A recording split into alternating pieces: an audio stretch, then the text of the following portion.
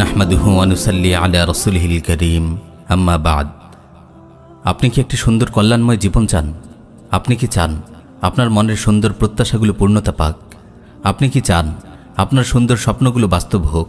তবে আপনার জন্য সুসংবাদ। আল্লাহ রাব্বুল আলামিন জীবনকে সুন্দর করার জন্য, জীবনকে কল্যাণে ভরে দেওয়ার জন্য একটি সুন্দর ইবাদতের কথা আমাদের জানিয়ে দিয়েছেন। সেই ইবাদত হলো হুসনুল যন্নি বিল্লাহ বা আল্লাহর প্রতি সুধারণা। প্রিয় ভাই বোন, আমরা অনেকেই এই গুরুত্বপূর্ণ ইবাদতটির কথা জানি না, তাই অনেক নিয়ামত থেকে প্রতিনিয়ত আমরা বঞ্চিত হই।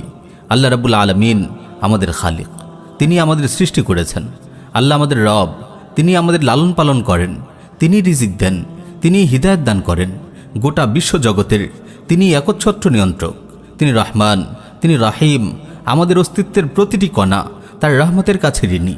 তিনি গফুর, বান্দা যত বড় গুনাহ করুক না কেন ইখলাসের সঙ্গে তাওবা করলে তিনি ক্ষমা করে দেন। তিনি মুজিব, বান্দা দোয়া করলে তিনি কবুল করেন। তিনি কল্যাণের আধার, তাই আমরা সব সময় তার কাছে কল্যাণেরই আশা করি, সব সময় তার ব্যাপারে সুধারণা লালন করি। প্রিয় ভাই বোন, যখন আপনার সামনে দুনিয়ার সবকটি দরজা বন্ধ হয়ে যায়, তখন একটি দরজা খোলা থাকে, তা হলো উত্তম আশার দরজা, আল্লাহ রাব্বুল আলামিনের প্রতি সুধারণা রাখার দরজা। শত দুর্যোগে, কঠিন ঝড়ঝাপটায়ও এই দরজা এক মুহূর্তের জন্য বন্ধ হয় না। যে ব্যক্তি আল্লাহ রাব্বুল আলামিনের প্রতি সুধারণা লালন করে, আল্লাহ রাব্বুল আলামিন তার সাথে কল্যাণজনক আচরণ করেন।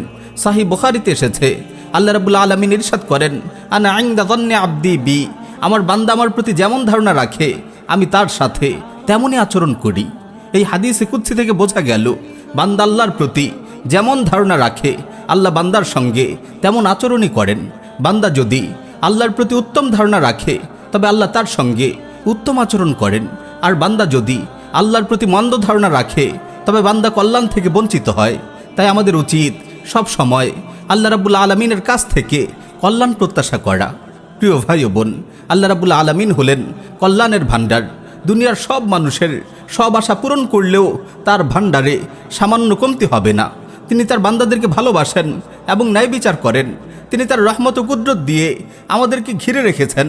আমরা তার কাছ থেকে এসেছি, আবার তার কাছেই আমরা ফিরে যাব। আমরা যদি উভয় জগতে কল্যাণ লাভ করতে চাই, দুঃখ কষ্ট থেকে মুক্তি পেতে চাই, তবে পরিপূর্ণ আগ্রহ ও প্রত্যাশা নিয়ে আল্লাহ তাআলার অভিমুখী হওয়া ছাড়া আমাদের বিকল্প কোনো পথ নেই।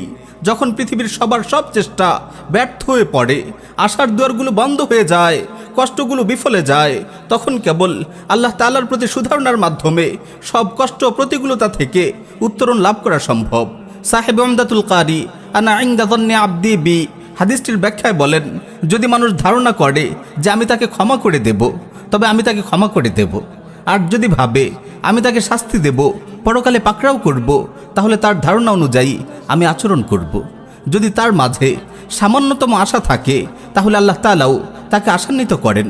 কারণ কেবল মুমিন ব্যক্তি আশা করতে পারে, তার তো একজন রব রয়েছেন যিনি তাকে উত্তম প্রতিদান দেবেন। আনা ইনদা যন্নি আবদি বি এর ব্যাখ্যায় আরও বলা হয়, আমি আমার বান্দার সাথে তেমনই আচরণ করি যেমন আচরণ সে আমার কাছ থেকে পাওয়ার আশা করে। প্রিয় ভাই ও বোন, আল্লাহর প্রতি সুধারণার অর্থ হলো দোয়া করার পর তা কবুল হওয়ার আশা রাখা, তাওবা করার পর তাওবা কবুল হওয়ার আশা রাখা, ইস্তেগফারের সময় আল্লাহর পক্ষ থেকে ক্ষমা পাওয়ার আশা করা, পরিপূর্ণ হক আদায় করে আল্লাহর হুকুম আহকাম পালন করার চেষ্টা করা এবং আল্লাহর পক্ষ থেকে উত্তম প্রতিদান পাওয়ার আশা রাখা। তাই আমাদের উচিত পরিপূর্ণভাবে শরিয়ার কাছে আত্মসমর্পণ করা এবং শরিয়ার বিধানগুলো এই বিশ্বাস নিয়ে পালন করা যে আল্লাহ তাআলা অবশ্যই আমাদের ইবাদতগুলো কবুল করবেন, আমাদের গুনাহগুলো ক্ষমা করে দেবেন, আখিরাতে আমাদেরকে জাহান্নাম থেকে নাজাত দান করবেন। কারণ আল্লাহ রাব্বুল আলামিন আমাদের সঙ্গে এমন অঙ্গীকারই করেছেন, তিনি কখনো ওয়াদা ভঙ্গ করেন না। আল্লাহর রহমত থেকে নিরাশ হওয়া কবিরা গুনাহের অন্তর্ভুক্ত। তাই তো আব্দুল্লাহ বিন মাসউদ রাদিয়াল্লাহু তাআলা আনহু শপথ করে বলতেন, যখনই বান্দা আল্লাহর কাছ থেকে কোনো কল্যাণ লাভের প্রত্যাশা রাখে, আল্লাহ তাকে সেটি দান করেন, কেননা সকল কল্যাণ একমাত্র তারই হাতে। সুতরাং যদি আল্লাহ তাআলা কোনো বান্দাকে তার প্রতি সুধারণা পোষণ করার তৌফিক দান করেন, তাহলে তাকে সকল কল্যাণের গোপন ভেদ ও চাবিকাঠি দিয়ে দেওয়া হয়েছে। প্রিয় ভাই ও বোন, হুসনুল যন্নি বিল্লাহ বা আল্লাহর প্রতি সুধারণা মুমিনের জীবনে কল্যাণের এক গোপন চাবি। এই চাবি যেন কখনো আপনার হাতছাড়া না হয়। জীবনের সুখে দুঃখে আপনি যেন আপনার মহিমান্বিত রবের ব্যাপারে সুধারণার আঁচল ধরে রাখেন।